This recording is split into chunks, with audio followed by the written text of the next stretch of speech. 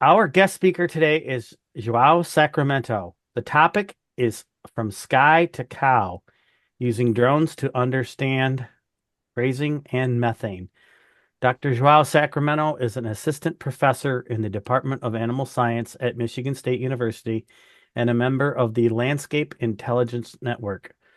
Originally from Brazil, he earned his BS in animal science and completed his MS and PhD in bioengineering.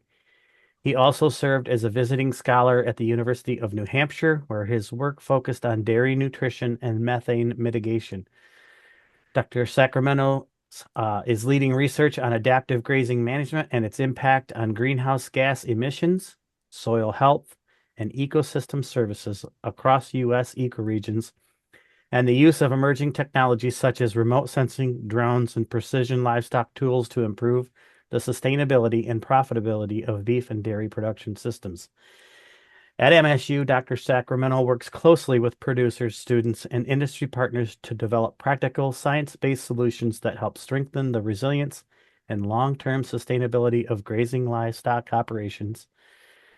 And Joao, we're happy that you are with us today and thankful that we finally get to hear about your work. I'm going to mute and turn it over to you. Thank you so much. Can you guys see the screen, hear me okay? Yes, we can. Thank you so much. Thanks for the introduction, Cable. It's a pleasure to be here. Welcome, team, to the group. I know a few of you guys because I moved to Michigan 5 years ago, hired on the 3M project, which I assume you guys have heard before, and I have visited some of you guys' farm. I'm a lot in Lake City. I work very closely with Krista, so it's a pleasure to be here talking a little bit about what I do besides the 3M project that you guys have heard about before. So we decided from the title just because I thought it was interesting just to think that how can we measure and monitor your farms from the sky and then how much that can influence on your cow's efficiency. So as Cable kind of started, I'm just going to talk a little bit of me and where I came from and why I'm here in the United States. So as he said, I'm originally from Brazil, from a state called Minas Gerais. And just as a comparison, Minas Gerais is about 1.5 times the size of Montana here in the US. It's a traditional family farming state. My family never owned any cattle, but we own a small piece of land that my grandmother used to grow coffee and was surrounded by farms. And that's why I kind of create this connection to cattle and decide to follow this path. I was a child helping in big quotations, the milk farmers with their small operations, and that's kind of where my passion came through. Minas Gerais is the top one milk production in Brazil. We are located like southeast, is like very mountain state, high elevations. And we are also the second on beef production. So our cattle estimates over 22 million cattle just on my state. So it's a big state, it's very important for Brazil. We are also very proud of being the largest producer of Arabica coffee in the world, including exporting a lot of coffee to the United States. And it's a very strong production of sugarcane, soybeans, and corn. So it's a very productive state in Brazil, very important, and I'm very proud of coming from there. Uh, a little bit of my journey as well. I decided to do animal science because of my childhood, and then was a very easy transitioning from the end of my undergrad degree to my master's and PhD. I was already helping the lab, and I realized at that point that helping producers and working with cattle through academic journey was the passion that I want to be. I flirt with the idea of having land myself and raising cattle myself, but that fell through after a few years. And then I decided to still be connected through my academic journey. I did my master's and PhD in Brazil at Embrapa. Embrapa is our federal research center in Brazil. It's kind of like a USDA. And then at that time, I was working with ways to measure methane emissions, thinking on energy, energy partition from the animal. I'm going to talk a little bit about that later, but methane is not just important for the environment, it's also important for the cow itself. So we are trying to figure out how could we make our cows more efficient in Brazil. That's how I was hired for my master's and PhD to develop machines to measure the emissions. And then when we know how much they're emitting, how can we help producers to reduce that? Halfway through my PhD, my advisor advised me to apply for scholarships in the United States, so I could like improve my skills. And the skill that I need to improve the most was English, was the language. Um, so I was not able to speak English a few years ago, and because of the opportunity to come to the US, now here I am talking to you guys. So I came to New Hampshire as a visiting scholar, where I stayed there for 2 years, and then at the end of my PhD in New Hampshire, I got a phone call from a colleague that was at Michigan State saying that Dr. Jason Roundtree was looking for someone that measures methane emissions on cattle. And then I was like, oh, okay, that sure, let's tell him that I'm available. And then 15 minutes after Jason Roundtree called me, we had like 45-minute phone call, and I was hired. So that's how I came to Michigan State as a postdoc for the 3M project. Fun enough, when I got here, there was no methane on 3M. If you're familiar with the project, we do not measure methane on that project. It was mostly about grazing, and I have never worked with grazing before, especially with beef cattle. Most of my background is on dairy. It was like, okay, great. So I had to learn a lot, and I'm very thankful for that opportunity because I definitely learn and enjoy very much working with grazing animals on beef operations. And then after 4 years and a half as a postdoc at Michigan State, I got a chance for applying for a position as an assistant professor, and I just started on June 1st. Um, so why are we talking about methane? I think it's important to start like this because there is mainly four reasons why we talk about methane. And the first one is environmental, is the climate. Methane is a greenhouse gas that's 20 times more powerful than CO2. When we talk about greenhouse gases, we always do as a CO2 equivalent. So everything is kind of lower to CO2 level. So CO2 is like 1, and then the other gases is compared to CO2. And methane is 28 times more powerful on his greenhouse gas potential that affect climate change. Um, so that's why is one of the reasons why we talk about methane. And agriculture is one of the sectors that are trying to reduce those emissions. Oil sectors as well are trying to reduce, mining are trying to reduce. So methane is produced in other sectors. But then agriculture is one of the most important ones, especially on cow-calf operations, because that's where we have the most production of methane.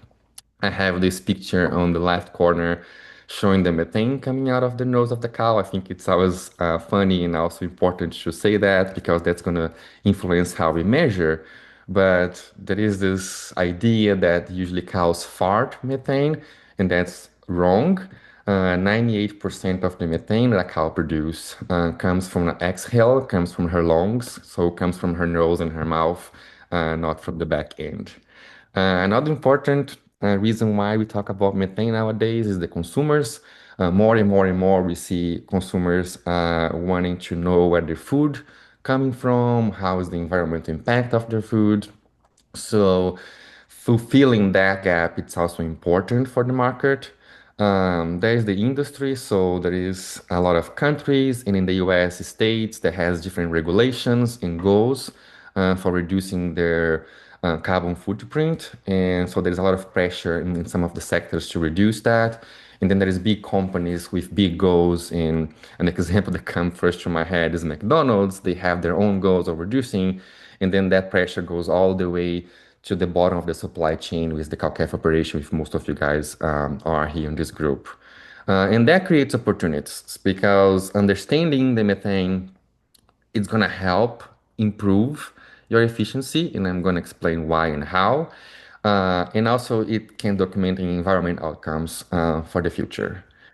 So why cows produce methane? There is no ruminants, so there's no cows without methane emissions. They have this symbiosis on their rumen where they have those methanogenic bacteria that are actually incredible and they are able to digest fiber. So cows, ruminants in general, are the most efficient animal out there on digesting fiber.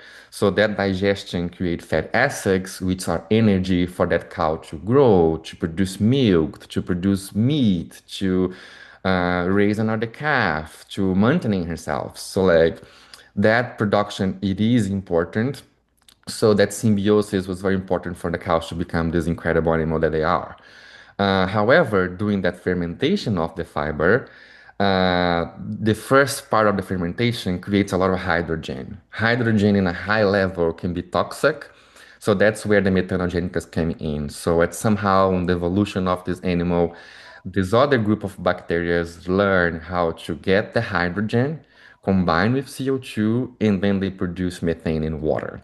So there's no way that we're going to have a ruminant without methane emissions. That is way to reduce, but it's impossible to come to zero. And then it's good to remind, especially like we have so much wildlife here, all ruminants produce methane, not just cows. So like deer produce methane, giraffes produce methane. Every animal that has a rumen produce methane emissions. So this is the first, like how, why, and how they produced. However, this process requires energy. So this process of combining those two molecules and creating methane in water can spend up to 12% of the energy of the cow. So that's was on my master, the first thing that we start studying methane was not even because of the climate, it was more because of the energy. Because then we give the cow whatever diet you give, it's 100% of the energy that the cow has to grow or to produce milk or meat. And then up to 12% can be lost just on methane production. So if we reduce methane, you can actually use that energy for something else. And that's where the efficiency of reducing methane could be beneficial for your profitability. Um, so what influences methane? Everything, pretty much everything is going to influence your methane production. And of course, the most important one is the intake, is the quality of your forage. More fiber, more methane. That's basically what happens. But the production is going to interfere. So, like if you have a cow that produces more milk, she needs to eat more. She's going to produce more methane. Your management can influence on methane emissions. The management piece usually are easier to see on dairy or feedlots. It's harder to see in a cow-calf operation. But like on dairy, we can manipulate the diet and then that can reduce methane. And this manipulation of the diet comes from the amount of concentrate that we give to the cow. As higher as the concentrate lowers the fiber in the diet, lower methane that's going to produce. Or if you think about manure, methane also comes from the fermentation of the manure. So if you have a biodigester in your farm, if you collect that manure, put in a biodigester, that management is going to help the overall production of your farm to be lower. The weather interferes with methane. We have variations through the season. In the winter time, the cow produces less. In summertime, they produce more. That varies. And then genetics as well. So we can have a cow we can have two cows coming from the same mother, the same father with different production. So like that's where the challenge kind of raises because it's very like an individual thing, which makes harder to measure. But then the breed can interfere with methane, the age of the cow, the bore size, like there's a lot of individual variations, the quality of your forage. And then for cow-calf operations, the management, how you manage your pastures can interfere on the overall footprint of your farm that's related to methane. So it's going to be hard to reduce methane itself, even though we can do it, and I'm going to show some data. But like how much rest you give to your pastures, like how is the stock density, the grazing time, your forage utilization. Because if you think on the plant, if you have a high stock where the cows just eat the top, that top has less fiber, so potentially your cows are going to produce less methane. Or if you let your land to rest way too long, the plant's going to achieve a maturity that's going to have a high fiber content on that forage, and then it's going to increase your methane production. So like that, everything can interfere on methane, and that's like what makes easier to work with and find ways to reduce, but also challenge at the same time because it's interfered by everything. So measuring methane. So I talk about like why we talk about it, how the cow produced, what interferes on methane production. So how we measure. We have a gold standard methodology that was actually created in the United States back in 1950, I believe. It's called open circuit respirometry chambers. I used that for my master's and PhD. That's way easier for dairy animals than for beef because we literally put a cow inside a box. There is this huge box, like size of my living room. We put the cows inside, and the cows stay there for 72 hours. Of course, the intake of the animal cannot change, otherwise the measurement's not going to be accurate, and that's why it works better for cows, for dairy cows. Dairy cows are used to be housing, so they don't get bothered by changing them from a tie stall or free stall to literally a small box. It's usually like two boxes next to each other, and you have a mirror in the middle, so the cows can see for the well-being. But we put the cow inside for 72 hours and we collect the whole production throughout all the time. So we have a machine that measures the gas that comes in the chamber, comes out of the chamber, and with that we have the production. As you guys probably can think, that doesn't work for pasture. So the idea of putting a beef cow inside a box, it's scary. She's probably gonna flip and destroy the whole thing. So it doesn't work. And then we're gonna take that cow out of her natural environment, which is gonna change the production. So scientists develop what we call a head chamber. So a head chamber, and that's the picture of the machine that we have up in Lake City, and our cows using it. But what happened is the cow has a RFID tag, so we identify each of them, and every time that they come in, the machine starts to collect that sample that goes all the way to the bottle. There is an infrared that reads the gas, and the gas goes out back to the ecosystem. So like we have pellets that drop pellets that the cows have to stay with the head inside for 3 to 5 minutes. As you guys can guess, they love going in. We actually have to block some animals to not go because how much they like to use the machine. And we have like a setup where every cow at Lake City can have access to the machine every 4 hours. So that way we have up to 6 measurements through the day, and that gives us an average per day of production. And also, this machine is on reels, so it follows the cow. So every time that we move the cow, Krista actually have to jump on the gator and move the machine, so the machine follow the animals through the pasture. It's the energy comes from solar panels, which works really well. So like, this is a very nice technology to do research in a grazing setup. So now I'm going to shift a little bit before I start showing some data from uh, the methane piece of the talk to the drone piece of the talk. So the technology in grazing systems.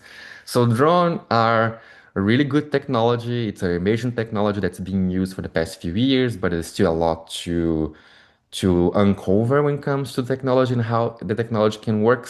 So besides creating really good videos and pictures of your herd and kind of serve as a good example of a adaptive management, for example, what this video right now that I'm showing to you guys, it's Ty Houston moving our herd back in 2024, I believe. And then we have like 127 cow-calf pairs coming in a 1.5 acre for 6 hours. So the drone can help us create those videos that I think it's very illustrative to producers on how we do our management, but that's not all. So besides creating great images and videos, the drone can do way more than that. So why are we using remote sensing technology? The whole thing is about monitoring. Like there's this word, there's this phrase that I don't even know if I say that correctly, and I don't even know who said that anymore. But like we cannot manage what we cannot measure. So the whole idea of using the drone and remote sensing technologies, it's to monitor your farm. So with that technology, like monitoring every single acre, depending on how big is your operation, it's almost impossible. The grass changes through the season, so you have to be out there a lot. And the pastures are very uniform. So like the technology comes to help you fulfill all those gaps that you cannot be double checking or checking your pest every paddock every day. Uh, But the science behind what the drone does, it's quite simple because what we measure sunlight. We basically measure reflectance. So the sun comes in or light comes in that hits the plant has a reflection, and that reflection is what the drone captures. So it's quite simple when you say like that. And you would be surprised on how precise it is. So it measures the greenness and the redness. And then with that, there's a lot of shades in between what's happening there. So there is the reflectance, the drone capture the image, and then we put all of those images in the computer, and that becomes those maps. I have an example of a map here that I'm going to explain more later, showing that we flew the drone for 2 seasons in a row and we were able to create a stability map for that paddock, showing the more productive area, the low productive area, and that could help us manage better that paddock. So I wish was that easy. Fly the drone, get the information. Let's change how we manage our pasture. It is not as simple as it looks like because we have to go through a calibration process. Uh, so the calibration process requires a lot of ground truth, where we have to do clippings, photos, leaf area index. It's also another way to measure sunlight. We have to do clippings. It's measuring the height. There is the weather information, biomass information. So all of that helps for a better in accuracy on your drone images. So as much as information from the ground, you have a better uh, like model you're gonna have for your farm. We can do models for the entire state, for example. So like there is models out there that could give you a forage production in the entire state of Michigan. Is that model going to be as accurate if you do it in your own farm? No. So like we have this challenge that there is models that could help everybody at once, but if you have the chance to create one representing your own land, the accuracy is going to be way higher and it will definitely help you better. So here I have pictures of us collecting sample, and two of the pictures I'm actually out at Krista's farm and Legend was helping us collecting the samples and learning. Um, so after we do all of that, all the calibration process, we put all the information in a model and then we create the machine learning. And that's where it's going to be, after all of that, you get the information that you need to help you manage your land. Um, Thinking on the scalability of this. So yes, there is ways to do it, and the way to do it is using satellites, which is something that we also trying to check. However, the satellite will lose a little bit of accuracy, as you guys can imagine. So those two technologies, they are not competitors. They can actually be very powerful if they use them together. However, excuse me, it's all about the resolution. So when we use the drone at the farm, we get a resolution of 1 to 3 centimeters. So it's very high resolution. I know what's happening in every single inch of that farm. And if we do satellites, most of the public satellites do not go lower than 10 meters. So there's a huge difference between 10 meters and 1 centimeter. So we lose a little bit of resolution when we use satellites. However, if you want to monitor a huge area, it's definitely easier. We do fly our drone in Lake City over 80 acres and takes us about 30 to 40 minutes to fly 80 acres. But imagining flying like a thousand, 12, 2,000 acre pasture, that starts getting challenged with the drone. So the satellite could be an idea. Or imagining like out in Wyoming where they have like 10,000, 200,000 acres, that would almost be impossible with the drone technology. So we have to do with satellites. So the satellite usually has a schedule, so it comes in a day of the week. That's also another challenge, especially in a state like Michigan, where you have a lot of clouds. So the satellite passes in Michigan, for example, every 15 days. And if you have like a month that in those days was cloudy, we don't have the image because it's cloudy. The reflectance comes from the clouds, not from the pasture. So there is that challenge with the satellites, is the visits. With the drone, we can control, we can fly whatever we want. Um, So the coverage, as I said, larger in small areas. So like the details, lower and high, and then the satellite's gonna be best for larger and like tracing trains over larger areas where the drone could definitely help us with research and monitoring in small areas. So now that I kind of introduced those two topics, I will talk a little bit and show some data from the project that I wrote back in 2024. So this is still going on. It was funded by Michigan Alliance of Animal Agriculture, and the project calls using the UAV technology to advance grazing management and reduce livestock emissions. So the whole point of this project was to monitor the pasture growth, the morphology, and the digestibility of the grass, of the forages, under two different densities. We also want to measure the methane coming from the cows and evaluate the effect under the conditions that we put the cows on.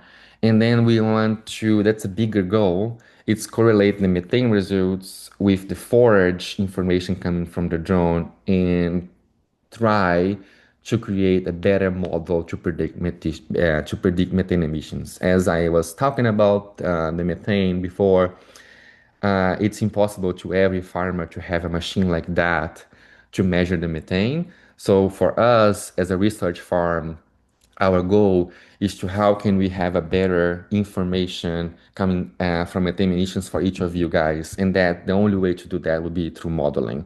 So we are trying to see if with the drone images that we have plus the methane information that we have, how can we get to a model where all that information is going to predict for each farm across Michigan? You guys probably have seen this before. This is the 3M management that we apply in Lake City. So this project overlap 3M project. And for people that do not know this, at the 3M project, we apply two different grazing treatments in Lake City.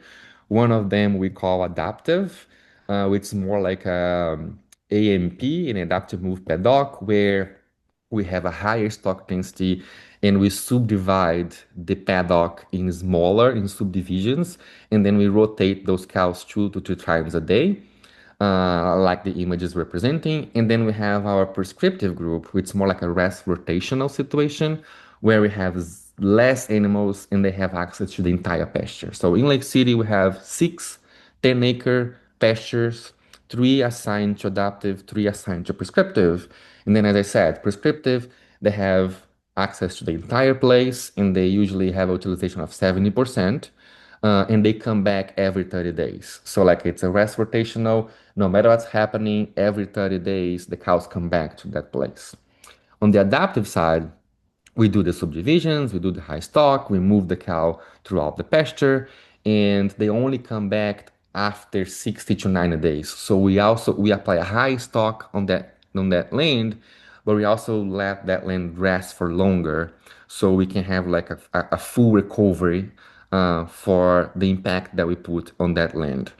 Um, this project is happening for 5 years, so we are on the fifth year now. And then that's the same patches that I use for the drone project. Some results that we are seeing at Lake City. So this project is still going on. However, on the methane data, we are seeing a reduction or a difference between the groups when it comes to methane production per day. So the cows that are in a high stock density are producing less methane than the cows on the prescriptive grazing. And why is that? So my hypothesis is the fact that because the stock is so high and we move the cows very often, they only eat the top of the grass. So like they don't have a chance to go down all the way to the bottom. So the top of the grass, there is less fiber, less methane. On the prescriptive, they come back more often, they have access to the entire pasture. So even though they have the chance to select, through the end of the season, they do have to eat what's available, which could be a higher fiber content on that pasture, increasing the methane emissions. But thinking on the efficiency, I think this is a very interesting data that we are seeing at the farm is the fact that here I'm subdividing our cows, and this is not adaptive prescriptive. I just collect all the animals, but I subdivide them by weight. So I have 5 or 6 groups here, and what we are seeing is the fact that smaller cows are producing less than bigger cows, which is expect as big as the cow is, more she needs to eat. However, another data that we are seeing that I didn't put here is the fact that the smaller cows are producing almost, if not the same calf. So thinking in a cow-calf operation, a cow of like 1,200 pounds has the same calf in weight of a cow of 1,500. But that cow is eating less probably and producing less methane, so she's being more efficient on the conversion of energy. So like this is a very interesting data that Jason and I are digging a little deep and thinking in a side project to understand better of this idea. If a smaller cow produce the same calf, why are we keeping bigger cows that need more space, need more land, eat more, produce more methane? It's not as efficient as a small cow. This was not the goal of this project. However, it's a very interesting data to show, and I think it's cool because you see that a 1,500 pound cow is producing almost 100 grams per day more in gases than a smaller cow. Showing some preliminary data from the drone, here we have stability maps, as I showed an example before. So the stability maps, what we do is we get information from the drone over a course of a season or 2 seasons, and you can also do that through satellites. And then we fly this drone weekly, and then we get these areas that remain constantly high, constantly medium, low, or it's like unstable. So like this is a very nice information if you are managing your land more in this holistic management, because then you can know where to apply some pressures based on the productivity of our area. So again, we fly the drone every week throughout the whole season, and then based on that, we can create these stable maps showing to you the areas that you produce more grass, less grass, unstable, or medium, and then can help you guys manage better your land. So this could reflect soil type. So soil type can change. This topography, drainage, or even grazing pressure can change it. So identifying this helps you understand where and why the pastures respond differently to management. So those stable zones, they can improve your strategy, so allowing you to measure better or again change your management. So like I think this is a very um, I haven't worked with this before, so it's the first time. And I think I was fascinated, especially because we recognize areas that in the past has been lower and the information it's accurate. So like we have this image here that says 1A. When I got the job, they called this red area the beach area. And then the drone was just proving like it's a low plus stable. So it's being low production a course of the year. And it's like it's just a proof that what we are seeing visually in the picture, it is reflecting on the images. So like this is the first technology that the drone can do, creating those stability maps showing productivity across the farm. The second thing is a prediction of quality and quantity of your forage. So these are infrared maps. We have NDVI and NDRE, and both NDVI measure the greenness of your land, and NDRE the redness of your land. So NDVI is high correlated to quantity. So as green as it gets, more forage you're gonna have, and the NDRE is high correlated to the quality of the forager, like how much fiber you have and protein you have. So we are trying to combine those two and create models that's gonna better predict that to help also the management. So here we also again see on this 1A, like these cows haven't been here on this picture yet, I don't know if you guys can see my mouse, but like then we have this area in the top where it shows it's being like very red compared to the rest of the paddock. And again, this was pre-grazing. So like this showing that this area has a low productivity. Another cool thing is how sensitive it is. So if we check this narrow that I put here, so this information, these pictures are, you see the date here. One was taken in June 10th and the other one in June 17th. So the left side or the right side, depending, it's like more green, was before the grazing event.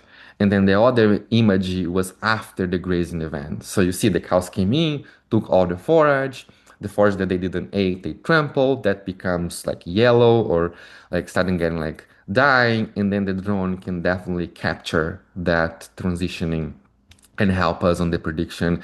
And you also see like the difference impact on like the different colors of red. So like this is a very interesting. And again, we're still collecting the data, we're still creating that, but just those maps, I think it's super cool and nice to see it.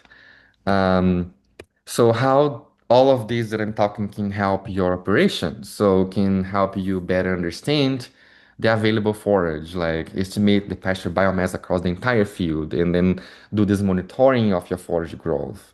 Can help you make better decisions so you can identify when the paddock is ready to be grazed and track the recovery.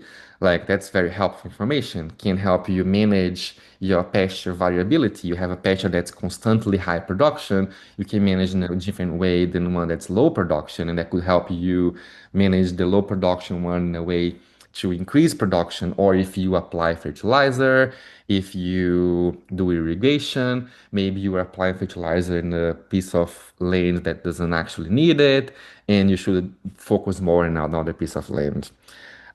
This could reduce labor because again, instead of you going in the field every single pasture, you could see that in your computer in your living room and help you make decisions faster.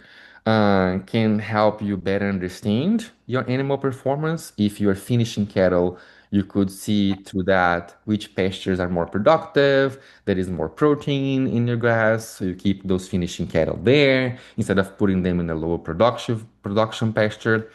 And then there is future opportunities like documenting your grazing outcomes, supporting ecosystem services, and then providing data for a possible carbon and environmental market, which Tony talked about how complicated that it is. So, as like a take-home message, uh, from you guys. So the goal of the research that I do at Lake City, it's not to reduce methane alone. The goal is to improve management, productivity, profitability, and environmental stewardship.